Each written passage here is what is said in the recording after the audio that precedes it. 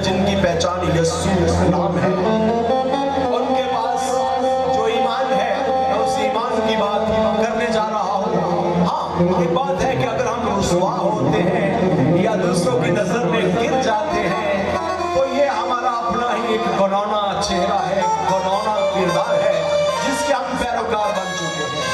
अगर हम इन खबासों को, इन लानतों को अपने से जुदा करें, अलग कर दें, अपने ईमान पर, उस बुनियाद पर जो यीशु है अगर कायम हो जाए तो फिर हो क्या सकता है, हम कर क्या सकते हैं, जरा वो सुन लीजिए।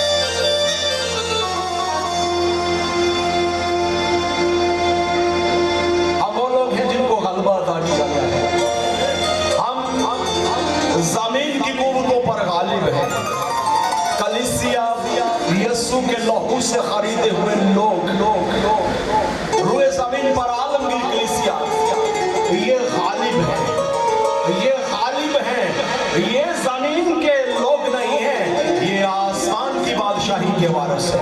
Hallelujah, hallelujah, hallelujah. ये जो जमीन है ये तो इनाम में हमारा हिस्सा है, ये इनाम है। हमारी असल मेराज जो है वो तो आसमान है, आसमान की बादशाही है।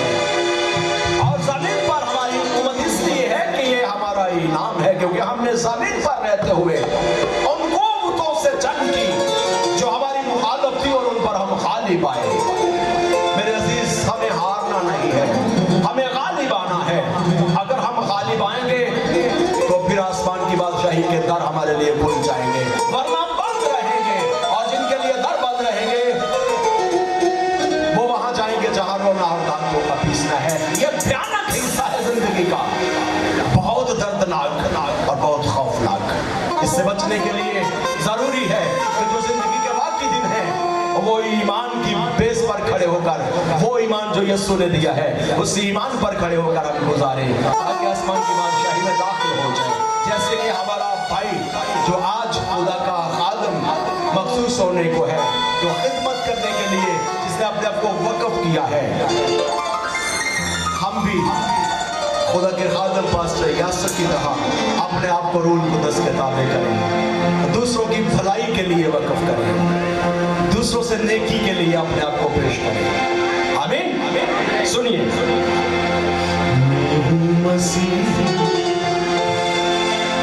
मैं हम सब की बात याद करने जा रहा हूं।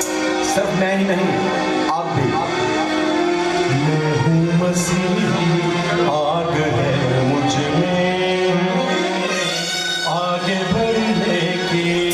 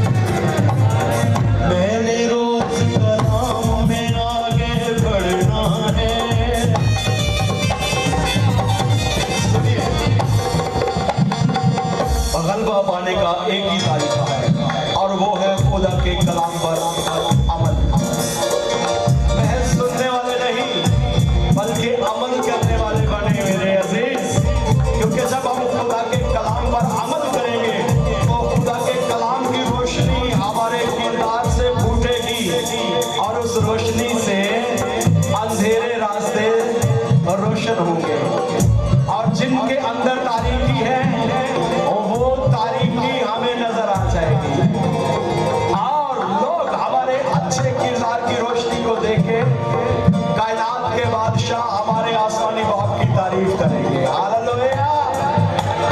गालिब आने का एक ही तरीका, कलाम खुदा को कबूल कर दे और कलाम पर अमल करने वाले बन जाए।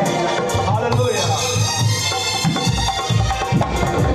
मैंने रोज कलाम में आगे बढ़ना है, मैंने रोज कलाम में आगे बढ़ना है, मैंने रोज कलाम में आगे बढ़ना है, मैंने रोज कलाम में आगे बढ़ना है। नाज़िश गहरे से गहरे में उतरना है, नाज़िश गहरे से गहरे में उतरना है।